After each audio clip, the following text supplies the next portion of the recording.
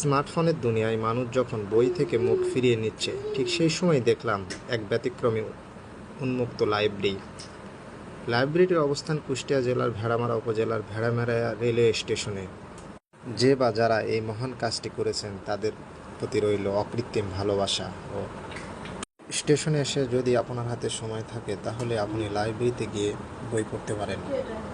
আপনি চাইলেই নতুন অথবা আপনার বাসার বইগুলো ওখানে রেখে আসতে পারেন, যাতে অন্য কেউ সেই বইগুলো পড়তে পারে এবং তাদের প্রয়োজন মেটাতে পারে।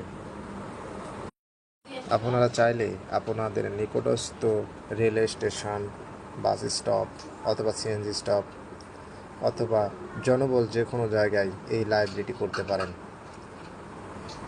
আসুন আমরা সবাই মিলে নিজে বই পড়ি এবং অন্যকে বই পড়তে উদ্বুদ্ধ করি।